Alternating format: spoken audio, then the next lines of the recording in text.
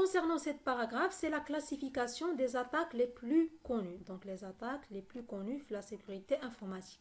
La première chose, c'est la reconnaissance. Donc, elles permettent de rassembler de l'information pour préparer d'autres attaques. Donc, tout simplement, qu'est-ce qu'on fait? On rassemble de l'information. Pour préparer d'autres attaques. D'accord? Donc, le réseau. D'accord. Donc, le deuxième point, c'est accès. Exploite les vulnérabilités connues dans les services d'authentification, les services FTP et les services web pour accéder aux comptes web, aux bases de données confidentielles et à d'autres informations sensibles. Donc tout simplement accès كنستغلوا هذوك les vulnérabilités هذوك les failles اللي معروفين في les services مثلا ديال l'authentification ديال ال FTP ou les services web. Donc, ingénierie sociale, manipuler les individus pour les pousser à exécuter des actions ou divulguer des informations confidentielles. Donc, l'ingénierie sociale, هي أنني كنحاول نأثر على هذيك البيرسون.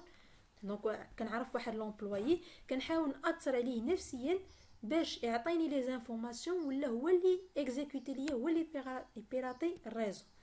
Donc, déni of service, interruption de service pour les utilisateurs, les périphériques ou les applications. Yani déni of service, tout simplement, le réseau mais qui est accessible. Un utilisateur légitime libéré accéder aux informations du réseau, radicon l'interruption de service pour les utilisateurs. Donc, le dernier paragraphe, c'est les 5 objectifs de la sécurité informatique. D'accord? RDF de la sécurité informatique. Donc, on a 3 objectifs fondamentaux. La première chose, c'est la confidentialité. C'est garantir que les données et les échanges ne sont lisibles que par les acteurs d'une transaction. La confidentialité est généralement assurée par le cryptage symétrique et asymétrique. Donc, la confidentialité, il y a tout simplement seulement l'émetteur ou le récepteur, les deux participants de la transaction, sont les seuls qui peuvent lire les données. Les données de la transaction. Comment on peut assurer ça? Bien sûr, avec le cryptage. Donc, le deuxième point, c'est l'intégrité. Consiste à déterminer si les données n'ont pas été altérées durant la communication de manière fortuite ou intentionnelle. Donc, intégrité, il est tout simplement que les données ne sont pas été altérées, modifiées. يعني les données كيف ما ترسلوا كيف ما توصل بهم le récepteur. La troisième point, c'est la disponibilité. Le troisième point, c'est la disponibilité. Garantir l'accès à un service ou à des ressources. يعني واحد l'utilisateur بغي accéder لواحد السيرفيس خاص يكون هذاك السيرفيس disponible. D'accord? ولا بغي accéder لواحد الريسورس خاص هذيك الريسورس تكون disponible.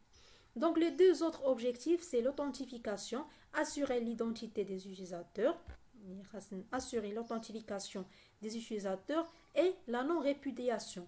Donc, la non-répudiation, c'est la garantie qu'aucun des correspondants ne pourra nier la transaction.